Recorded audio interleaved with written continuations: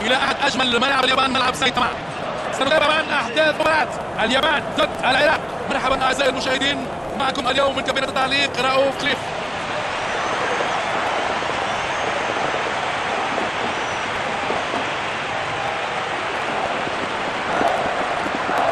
تحقيق شخصيات البارزة هي النشيد الوطني.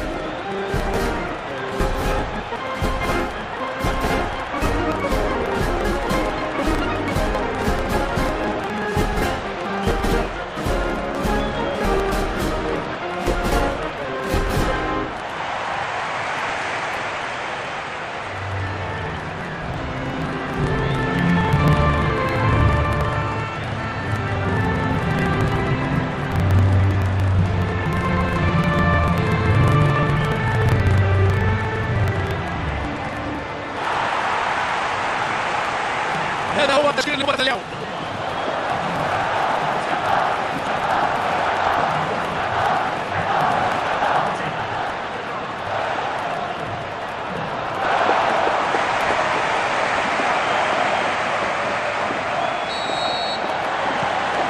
وركلة البداية.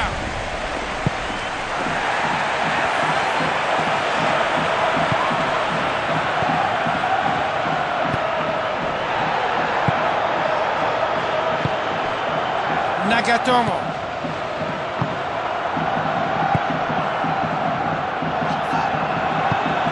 هوندا، كاغاوا.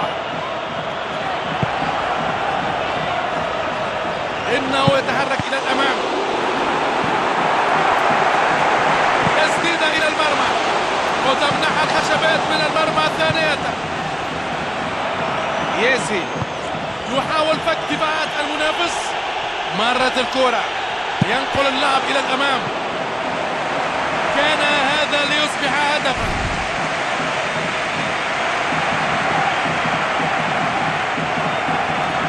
يتحرك للعب الركنية،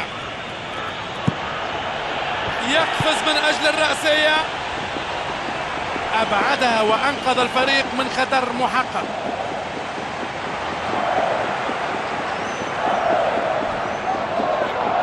اوتشيدا، سعي وعمل كبيران من الفريقين للتسجيل، لكن النجاعة الهجومية مفقودة.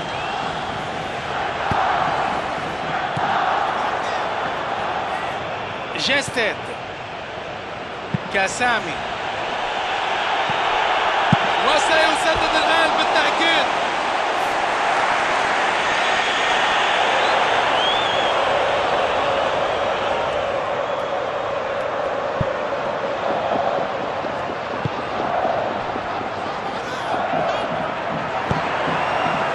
اوتشيدا، هذه هجمة واعدة، ماذا سيفعلون بها؟ اوتشيدا والنجاة من هجمة خطيرة بحظ غريب وعجيب. اعتراض جميل وفي وقت مثالي. كاسامي يرسل كرة طولية إلى المساحة الفارغة. ناغاتومو، كاغاوا، هوندا، ناغاتومو،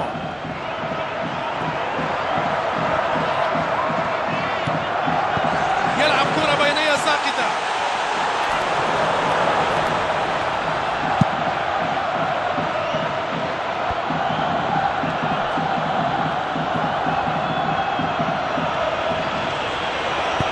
يلعبها طولية، أمامه فرصة التسجيل، يسددها بقوة. اوتشيدا ينجح في إبعاد الكرة.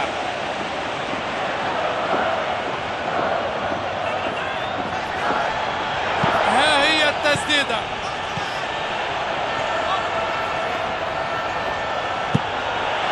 وتذهب الكرة إلى خارج المرمى، تستحق الإشادة. صحيح أنها خرجت بعيدا، لكنه لعبها بطريقة جيدة.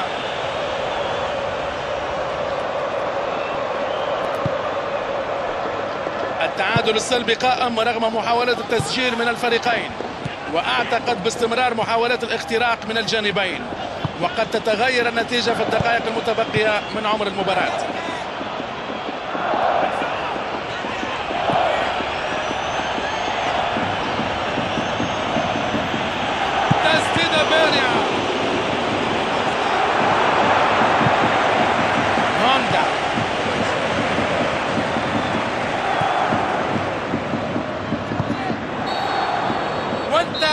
الأول. إهداء كثير من فرص أمام المرمى والنجاح الهجومية الأمر محير. لم يسجل أي فريق أهداف لحد الآن والنتيجة لا تزال 0-0. وسنتابع الآن باقي أحداث المباراة.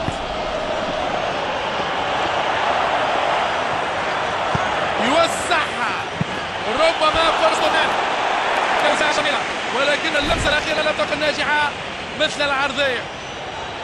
نعرف جميعا قدراته، يسعدني دائما مشاهدة لاعب كهذا. في رأيي يكاد يكون من المستحيل إيقافه من الناحية المهارية. أبعدوها أوتشيدا،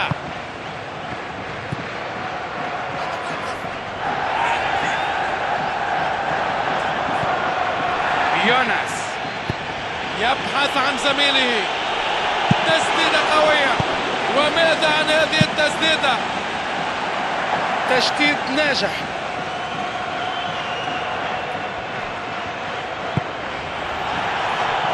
كانت أقوى من اللازم.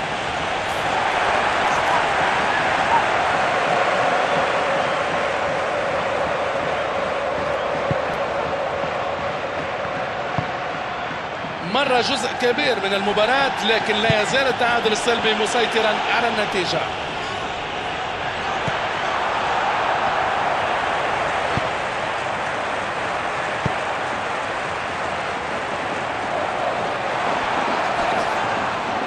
ضغط قوي وينجح في استعادتها.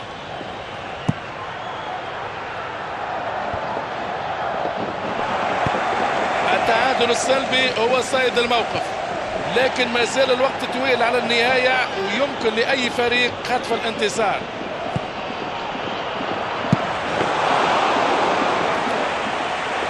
وكأنه إعفاء مؤقت من العقوبة.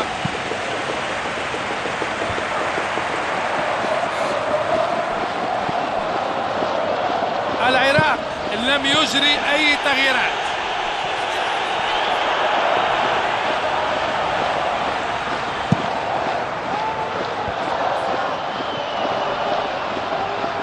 كرة طولية في المساحة الخالية، واستغلوا الفرصة وأصبحت في المرمى.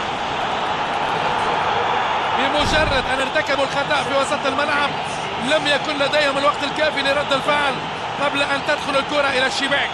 إنه درس يجب أن يتعلمه الجميع.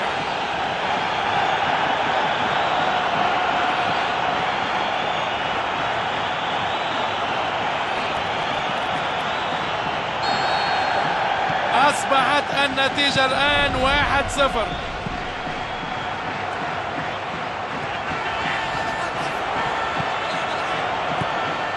جاستيد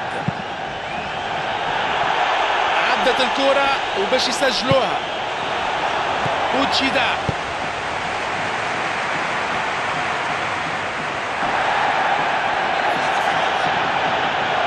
يلعبها طولية.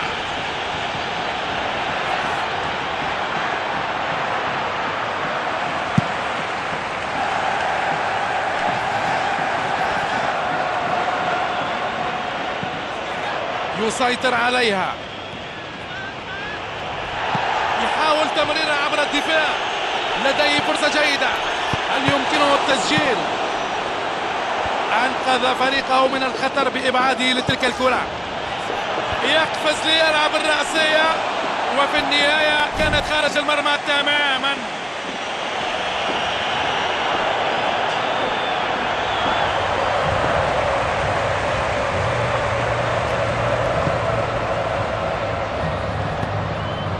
يمر الوقت بسرعة.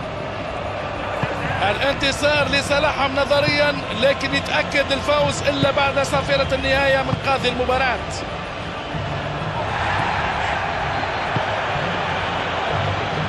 في هذه المرحلة من المباراة يجب أن ينتقلوا إلى الهجوم بسرعة أكبر. كرة للجناح، مرت البينية ووصلت إليه.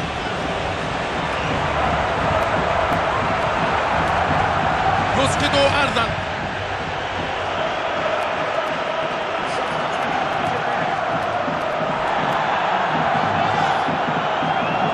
يست تنطلق الصافرة.